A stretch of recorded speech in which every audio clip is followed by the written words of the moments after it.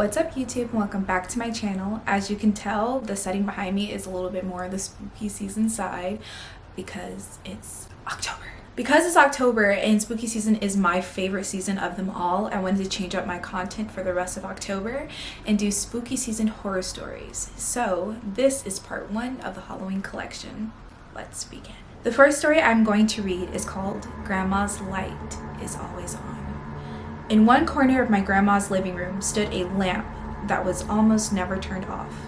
She would change the bulb every week like clockwork, waiting until the afternoon sunlight poured through the windows and filled the room. Even when she hurried, holding her breath until the deed was done and the lamp was back on, I would ask her about it once in a while.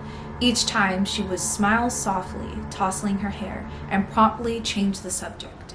I didn't learn the truth until I was 13. I just wanted to see what could happen. Grandma screamed when she walked into the darkened living room, a plate of cookies falling from her hands and crashing on the floor.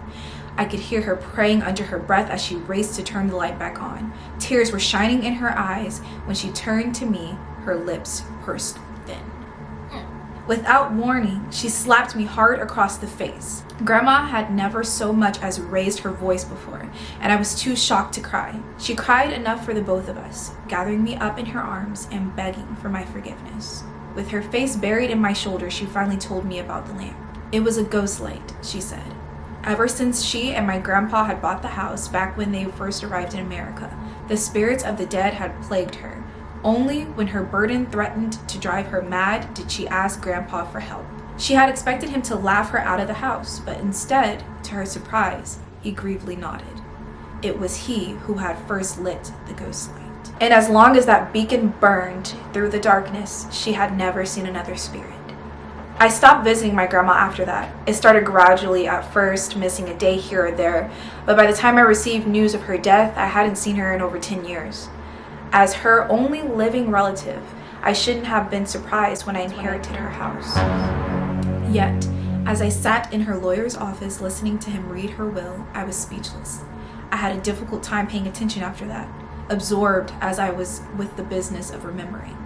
So much love had filled those walls, so much happy memories. As I thought of my tiny, sterile apartment in the city, I quickly made my decision. Seeing the old lamp sent a chill down my spine. I froze in my tracks, the smile fading from my lips, and I couldn't help but think of the night Grandma had slapped me so hard many years ago. I had told my mother about the ghost light the next day, but she had dismissed it as simple old-world superstition. It was the same way when she was growing up. She told me I shouldn't worry about it. Still, I couldn't shake the conviction that I had finally seen the true depths of my grandma's lunacy. I ran my fingers through the fringe on the lampshade as I thought, a bloom of sadness darkening my nostalgia. Sighing heavily, I turned the ghost light off with a dismissive click. Something woke me later that night. I lay in my bed listening to the darkness until I heard scratching coming from the living room. Rats were the last thing I wanted to deal with at the moment, and I rolled over with a groan, determined to ignore it until the morning. The scratching continued, constantly jerking me from the edge of my sleep, and I finally had enough. I threw the blankets off of me and stormed into the hall. Moonlight flooded the front of the house, and I didn't bother turning on lights as I made my way to the living room. I knew every inch of the house, even after so many years. I moved confidently through the dim light. I was furious at having to be woken up out of my sleep, and my anger ill-prepared me for what I found. An elderly woman was crouched in the corner, her back towards me. She was scratching at the floor where the walls met, stopping every few minutes to cock her head. A gnarl of dread in the pit of my stomach. I had no idea how this woman had gotten into my house, and though it was obvious she needed help, it took me some time to summon the courage to approach her. My hands shook as I reached out to gently squeeze her shoulder. I meant to ask her where she lived and who her caretaker was, but the words were driven from my mind when she turned and I saw her face. Her eyes were solid black, bottomless pits that didn't reflect the moonlight. Her jaw hung impossibly open, unhinged, and the dark tunnel of her mouth spiraled down into her throat. I had a moment to realize who she was, to recognize the familiar map of wrinkles on her face, the curls of her wispy hair. Then my grandma screamed. I shrieked, stumbling backwards away from the nightmare in the corner. My arms flailed in the air, reaching for the nearest lamp, and my hands touched the ghost light. I yanked the chain, filling the room with light, and she was gone. That one got me a little bit. It's time to move on to the next story. This story is called The Ouija Board Knocks Back. In high school, my friends and I were messing around with an Ouija board one night. We had done it before and nothing remarkable had ever happened. We usually did it to try and scare each other or our girlfriends. We all thought it was a joke.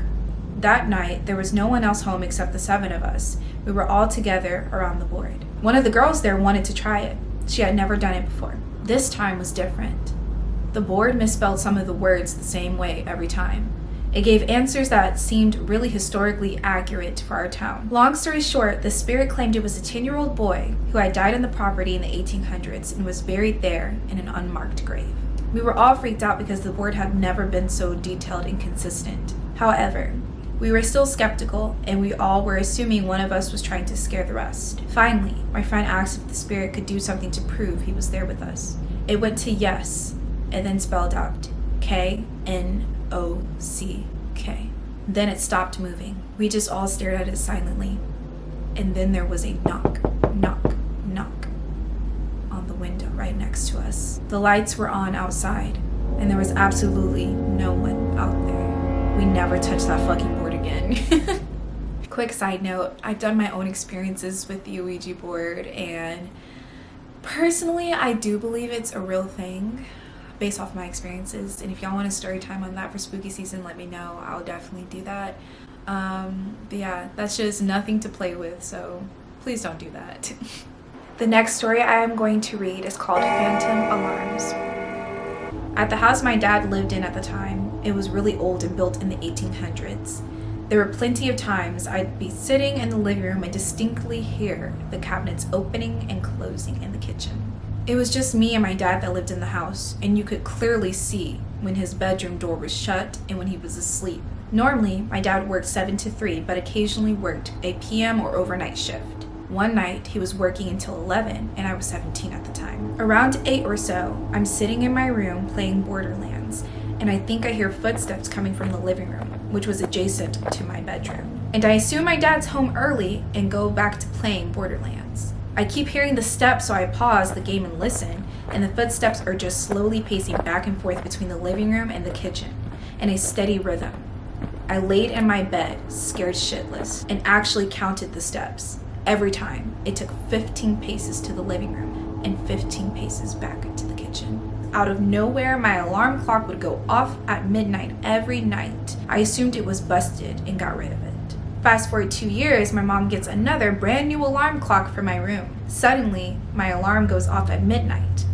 I thought nothing of it.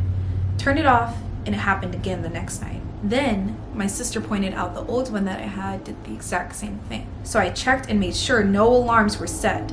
Double checked at 11:56 p.m. Sure enough, 4 minutes later, my alarm goes off. Freaked out, I threw it out. That next night was my dad's night to have me. I had a buddy of mine over, and my dad was working that night. He left for work around 2 a.m. and my friend had brought over an iPod dock to listen to music on. Keep in mind, I did not have the clock set or anything, and my friend knew nothing of the last couple nights, so I knew he wasn't just fucking with me. So about 2 minutes after my dad leaves, we hear an alarm clock coming from my room. I went in, and you know how when you plug a clock without setting it, the numbers will just blink on and off? Well, it was doing that. As soon as I picked it up, the clock set itself to 12 a.m. and then just turned off by itself. Oh shit, this one's scary, Jess. I think I'm going to stop right there because I'm starting to get a little spooked out, and I gotta go to sleep because I got work tomorrow, so I'm not going to be doing that to myself.